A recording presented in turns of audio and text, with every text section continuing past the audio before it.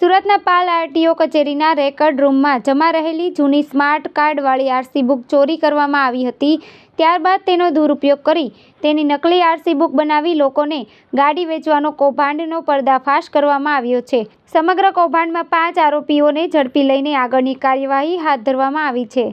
પોલીસને બાતમી મળી હતી કે ડભોલીમાં અંકિત વગાસિયા નામનો વ્યક્તિ પોતાના રહેઠાણના ફ્લેટ પર આરટીઓ કચેરીના લાયસન્સ વગર કોમ્પ્યુટર પ્રિન્ટર વડે સ્માર્ટ કાર્ડવાળી નકલી આરસી બુક બનાવે છે, જેથી ત્યાં તપાસ કરતા કોમ્પ્યુટર અને 370 સ્માર્ટ કાર્ડ સહિતનો 92,610નો મુદ્દામાલ કબજે કરવામાં આવ્યો હતો.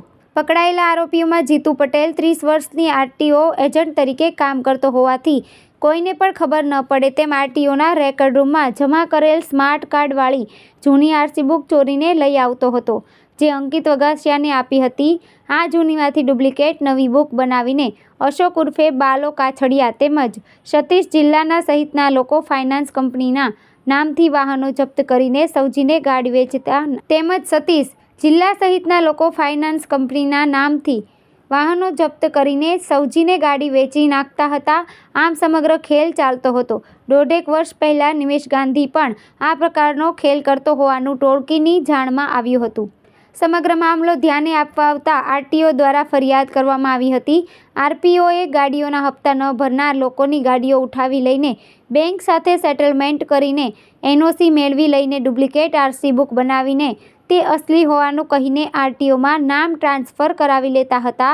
વળી બીજા પુરાવા કોઈના હાથમાં ન આવે તે રીતે નાશ કરી નાખતા હતા. સમગ્ર છેતરપિંડી આચરતા હતા. 10 अगस्त की दोपहर में डीसीबी सूरत की टीम ने एक रेड के दरमियान अंकित वगासिया नाम के एक आदमी के पास से जो डभोली गांव में रहता है सिंगनपुर एरिया में, उसके पास से 370 जितने प्रिंटेड आरसी बुक्स पाई और जब्त किया. उसकी इंक्वायरी में आगे ये पता चला कि ये कार्ड्स उसको जीतू पटेल नाम का एक इंसान ला के देता है और वो जीतू पटेल आरटीओ कचहरी में एजेंट के तरीके से जाता आता है और काम करता है. इन दोनों के ऊपर जब डीसीबी के अधिकारियों ने और इंक्वायरी की तो एक बहुत बड़ा रैकेट और कॉन्स्पिरेसी निकल कर आई, जिसके तहत 11 अगस्त की शाम को एफआईआर दर्ज हुई है डीसीबी पुलिस स्टेशन में सूरत में. और अब ये इन्वेस्टिगेशन डीसीबी सूरत के पास ही है. कितने समय से कर रहे हैं? काफी समय से कर रहे थे. अब तक इन लोगों ने करीब 200 गाड़ियों के नकली आरसी बुक्स बनाकर ओरिजिनल की तरह से उसको नए ओनर्स को दिया है. इनका एमओ ऐसा था कि ये लोग जो गाड़ियों का लोन का चेक बाउंस हो जाता है या जो ओनर्स अपना लोन नहीं पे कर पाते हैं, ऐसी गाड़ियों को आइडेंटिफाई करते थे.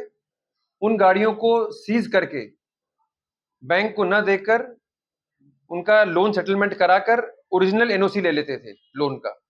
उस एनओसी को ये लोग फिर यूज करते थे गाड़ी को रीसेल करने में. इसके लिए इन्होंने एक गायत्री मोटर्स के ओनर हैं सावजी भाई डाबी, उनकी हेल्प ली और ये सब लोग एक कॉन्स्पिरेसी में आकर इन्होंने इन पुराने आरसी बुक्स का यूज किया, जिनको ये अंकित वगासिया अपने कंप्यूटर प्रिंटर के मदद से और एम परिवहन के डिटेल्स के हेल्प से नए आरसी बुक्स बनाता था. और हर वाहन के एनओसी के हिसाब से ये लोग दोबारा नए ओनर्स को आरटीओ की मदद से आरटीओ के पास जाकर वहां पर पुराने ओनर और नए ओनर को आरसी बुक ट्रांसफर करवाकर ये कौभांड कर रहे थे. अंकित वगासिया तक क्राइम ब्रांच कैसे पहुंची? अंकित वगासिया तक पहुंचने के लिए क्राइम ब्रांच को इंफॉर्मेशन मिली थी और ये इंफॉर्मेशन एकदम सटीक थी. इसलिए सर, किसी ने सुसाइड किया था और उसने सुसाइड नोट में से बाहर आया था कि उसकी लोन दूसरे के नाम पे चढ़े, ऐसा कुछ बात है? ठीक, अभी ऐसी कोई पुख्ता जानकारी हमारे पास नहीं है. ये पहले हमने जो है सिंपल इंक्वायरी की उन कार्ड्स का और अंकित वगासिया और जीतू पटेल के रोल के बारे में, उसके बेसिस पर एफआईआर दर्ज हुई है। अधिकारी को भी इस बारे में जानकारी दी गई?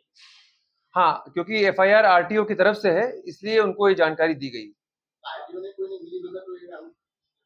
अभी ऐसा कुछ नहीं निकला है, क्योंकि जो अभी निकला है वो ये पता लग रहा है कि आरटीओ को जो बेसिक डॉक्यूमेंट्स रिक्वायर्ड होते थे वो ये लोग उनको मुहैया करा रहे थे, और इसलिए नए ओनर्स को उनकी आरसी बुक बाय पोस्ट मिल जाती थी, और पुरानी आरसी बुक जो कि फेक होती थी वो आरटीओ में जमा होती थी। आरटीओ में से कहीं ना कहीं चोरी करके ये लोग बना देते हैं, ऐसा कुछ? जी हाँ, ये जो जीतू पटेल है, जो इसके पास आरटीओ के रिकॉर्ड रूम का एक्सेस था, ये वहां से पुरानी आरसी बुक्स या प्रिंटेड आरसी बुक्स लेकर आता था, और उसकी मदद से ये लोग आरसी बुक पर जो ऑलरेडी प्रिंटेड होता था उसको पेट्रोल से मिटाते थे, और फिर उसी आरसी बुक का दुरुपयोग हो रहा था।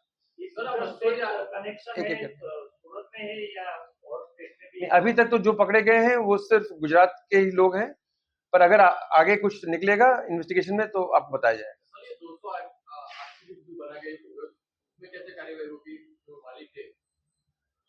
देखिए, जो 200 बन गई हैं, ये इन्होंने अपने प्राइमरी इन्वेस्टिगेशन में हम लोगों को जो पता लगा है, ये उसके हिसाब से मैं बता रहा हूँ आपको। कुछ एक हमने आइडेंटिफाई भी कर ली हैं, लेकिन धीरे धीरे हम कोशिश करेंगे कि इस पूरे मामले के तह तक पहुंचा जाए। सर, मालिक को पता था कि ये डुप्लीकेट आरसी बुक हम लोग को मिल रही है? नहीं, अभी तक मालिक को इसके बारे में कुछ नहीं पता था। जो हमें पता लगा है उसके हिसाब से उसको कुछ पता नहीं था।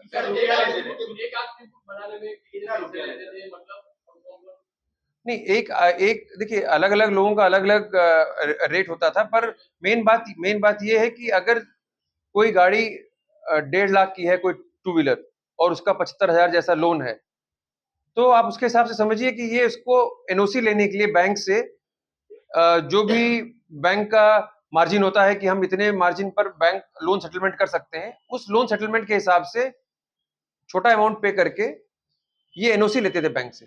तो उस एनओसी को यूज करके, और जो इन्होंने फेक आरसी बुक बनाई है, इन दोनों का प्रयोग करके नए ओनर के नाम पर नई आरसी बुक बनवाते थे।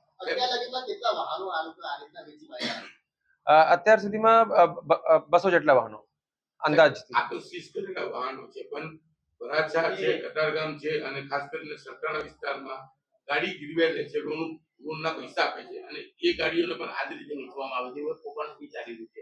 તો એના છેલ્લા કઈ આડેલા नहीं, अभी देखिए, कल एफआईआर दर्ज हुई है, इन्वेस्टिगेशन अभी स्टार्ट हो गई है, इसमें टाइम लगेगा पता करने में।